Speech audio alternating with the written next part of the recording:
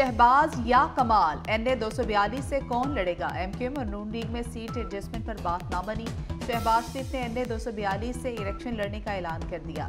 कहते हैं कराची पाकिस्तान का गेटवे है, ऑरेंज लाइन पहले यहाँ चलनी चाहिए थी। इक़्तिदार मिला तो कराची हैदराबाद मोटरवे बनाएंगे।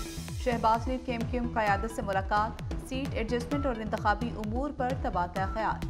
सीट एडजस्टमेंट पर कमेटी मुज़ाकरात करेगी। शहबाज शरीफ ने एमक्यूएम को संजीदा पार्टनर करार दे दिया।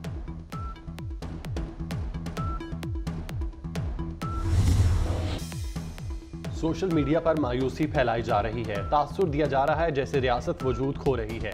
पाकिस्तान के बारे में अफवाहें और मनफी बातें बताई जा रही हैं। हर किस्म के माफिया की सरकोबी करेंगे। Army chief general Asim Munir का नेशनल फार्मर्स कन्वेंशन से खिताब। कहा पाकिस्तान वसाइल से मालामाल मुल्क है।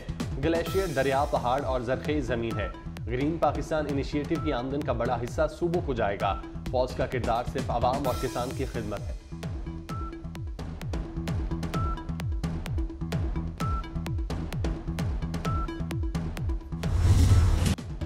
पीटीआई को बल्ले का इंतखाबी निशान न मिल सका। इलेक्शन कमीशन पेशावर हाईकोर्ट का फैसला चैलेंज करेगा। बल्ला वापस देने के खिलाफ इंट्रा कोर्ट अपील दायर की जाएगी। पेशावर हाईकोर्ट ने इलेक्शन कमीशन का फैसला मुअत्तल किया था। PTI chairman barrister Ali Gohar Khan कहते हैं इलेक्शन कमीशन अपनी जिम्मेदारी अदा करे, बल्ला वापस लिया तो नशिस्तें किसे मिलेंगी।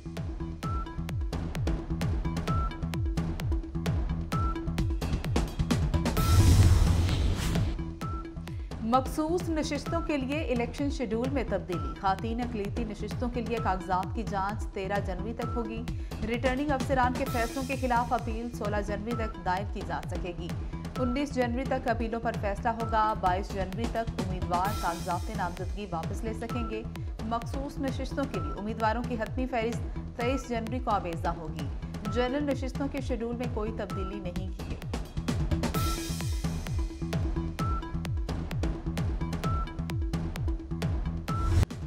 लाहौर का लाडला कौन? सिटी न्यूज नेटवर्क एक बार फिर आ रहा है आपकी राय जानने। शहर की तारीख का सबसे बड़ा इलेक्शन सर्वे होगा। इस बार हमने इंतखाब किया कौमी असम्बली के हल्का एन 127 का। 400 अरकान पर मुश्तमिल हमारी टीमें घर घर जाएंगी और वोट इकट्ठा करेंगी।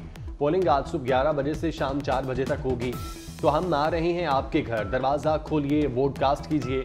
हल्के से 20,000 वोटों का सैंपल लिया जाएगा। नताइज की निगरानी के लिए सीनियर अरकान पर मुश्तमिल टीमें बनेंगी। अवाम का फैसला हम पूरे पाकिस्तान को बताएंगे।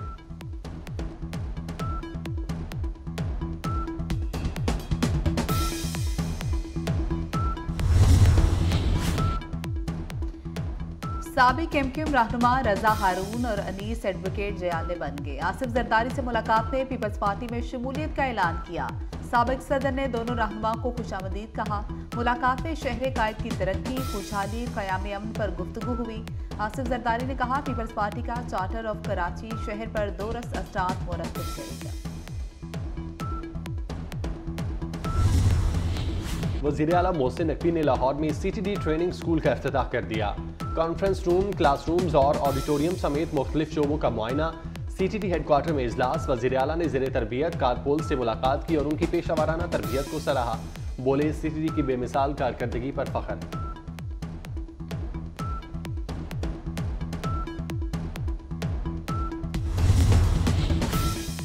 मोहसिन नकवी के सरकारी अस्पतालों के तूफानी दौरे। PIC, चिल्ड्रन और जनरल अस्पताल गए, अपग्रेडेशन का जायजा लिया।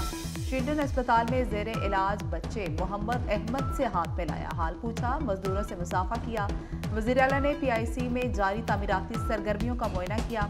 इमरजेंसी के साथ खाली जगह पर प्लांटेशन की हिदायत। जनरल अस्पताल के 4 फ्लोर्स पर जारी अपग्रेडेशन का काम भी देखा। मौलाना फजलुर रहमान के साहबजादे अज़द महमूद की दावत वलीमा।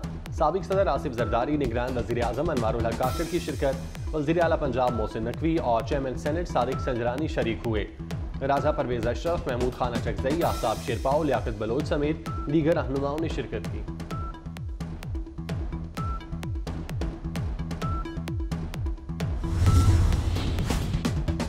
वज़ीर आला का जेलो पार्क और बोटेनिकल गार्डन का दौरा। तफरीही पुल पर गए और पूरे गार्डन का जायजा लिया। तितली घर का भी मुआयना किया। टूटी सड़कें, खराब सूरत हाल पर मोहसिन नकवी बरम। जेलो पार्क को अपग्रेड करने का प्लान तलब कर लिया। मोहसिन नकवी तारीखी शालामार बाग भी गए। खुसूसी रिक्शा में बैठकर बाग का राउंड किया। वज़ीर आला का एतराफ़ से नाजायज़ तामीरात के खात्मे का हुक्म। कहते हैं शालामार बाग को पुरानी हैसियत में बहाल करेंगे।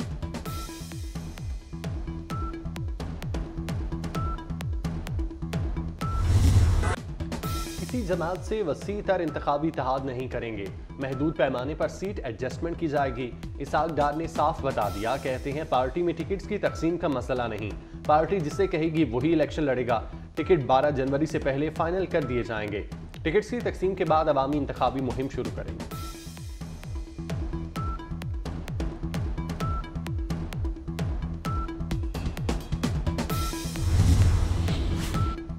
इलेक्शन कमीशन ने निगरान हुकूमत को सरकारी इदारों की निजकारी से रोक दिया। निगरान हुकूमत ने कई बड़े इदारों को निजकारी की एक्टिव लिस्ट में शामिल किया था।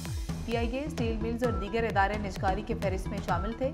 कौमी एयरलाइन की निजकारी के लिए बैनुल अक़वामी फाइनेंशियल एडवाइजर की खदमात भी हासिल कर ली गई।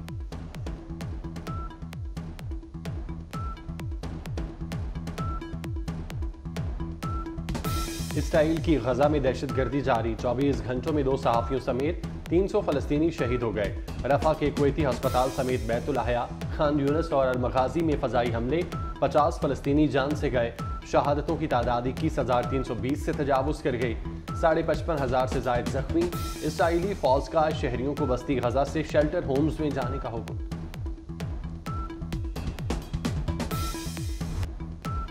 पाकिस्तान की नाकामियों का सफर जारी। मेलबर्न टेस्ट में शिकस्त, 317 रन के ताक़ुब में कौमी टीम 237 रन ही बना सकी। ऑस्ट्रेलिया को सीरीज में 2-0 की फैसला कुन बरतरी हासिल हो गई। कप्तान शान मसूद ने 60 रन बनाए। आगा सलमान 50, बाबर आजम 41 और मोहम्मद रिजवान 35 पर आउट हो गए। ऑस्ट्रेलवी कप्तान पैट कमिंस 10 विकेटें लेने पर मैन ऑफ द मैच करार पाए। मेलबर्न टेस्ट में मोहम्मद रिजवान का मुतनाज़ आउट, सोशल मीडिया पर भूचाल आ गया। अंपायरिंग पर शदीद तनकीद, थर्ड अंपायर के फैसले पर रिजवान गुस्से में आ गए। टीम डायरेक्टर मोहम्मद हफीज ने टेक्नोलॉजी में खामी को तनकीद का निशाना बनाया और उसे कौमी टीम के लिए नुकसानदेह करार दिया।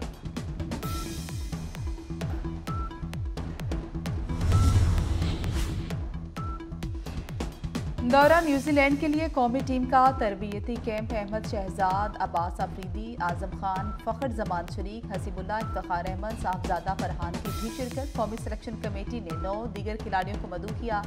कौमी टीम 3 जनवरी को बरास्ता दुबई न्यूजीलैंड रवाना।